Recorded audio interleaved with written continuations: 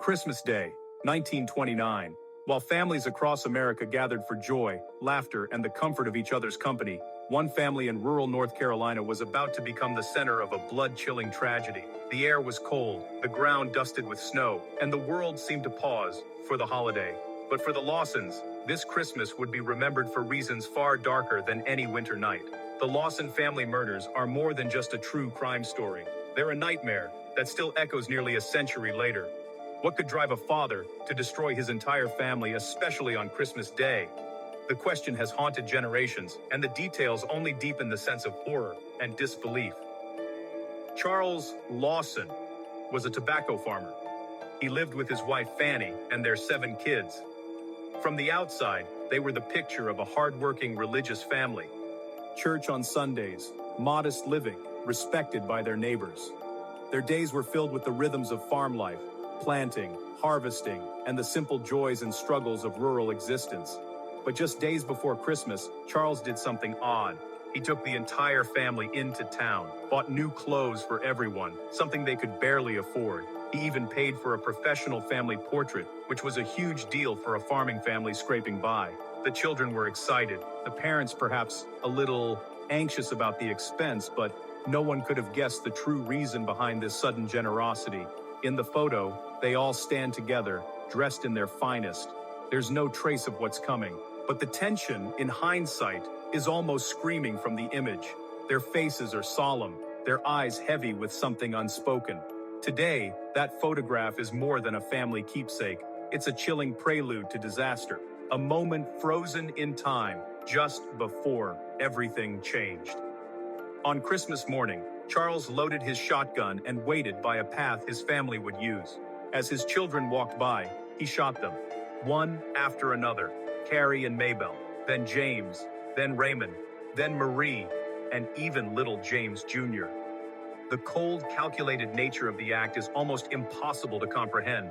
The snow muffled the sounds, and the world outside remained blissfully unaware of the horror unfolding within the Lawson family. Carrie and Maybelle, 2 sisters, full of life, walking together on that fateful path, never suspecting the danger that awaited them. James, the eldest son, followed by Raymond, Marie, and James Jr. Each child, each life, snuffed out in a moment. The innocence of childhood shattered in the most brutal way imaginable. He killed with chilling calm, methodically. No sign of rage, just a cold, deliberate act. The kind of violence that leaves a permanent scar on a community and on history itself. Charles then returned to the house and killed his wife Fanny and their youngest, just 4 months old. When it was all over, he walked into the woods and took his own life. The silence that followed was deafening, broken only by the wind through the trees and the distant sounds of Christmas celebrations that would never be the same for those who knew the Lawsons. 8 lives, gone. The entire family, erased on Christmas morning. The table set for a holiday meal would never be filled, the laughter and warmth replaced by an unending chill. The whole town was stunned. Newspapers coast to coast ran the story. Nobody could wrap their heads around it. How could a quiet religious father do this? And why Christmas? The tragedy became a national sensation, with reporters and curious onlookers flooding the small town, desperate for answers that never truly came. Investigators tried to find answers. Some said Charles had a mental breakdown.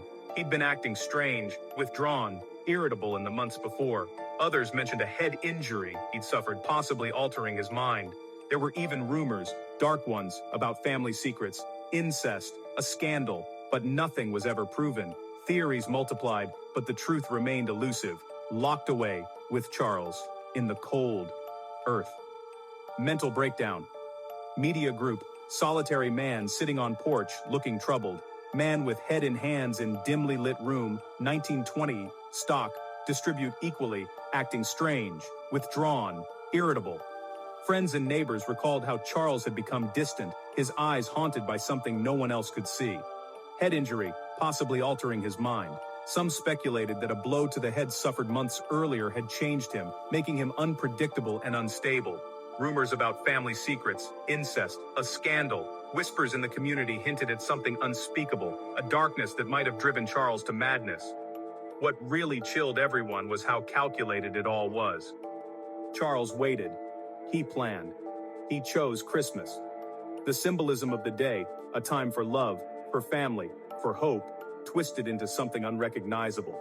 It was as if he wanted to make a statement, to leave a scar that would never heal. That family photo, the one taken just days before, became iconic, haunting. Did Charles know even then what he was about to do? Was it a goodbye? Or was it a final attempt to capture the illusion of normalcy before everything unraveled? The image lingers, a silent witness to the tragedy. Afterwards, the Lawson house became a place of ghost stories and whispers. Even after it was torn down, the legend never faded. Descendants still argue.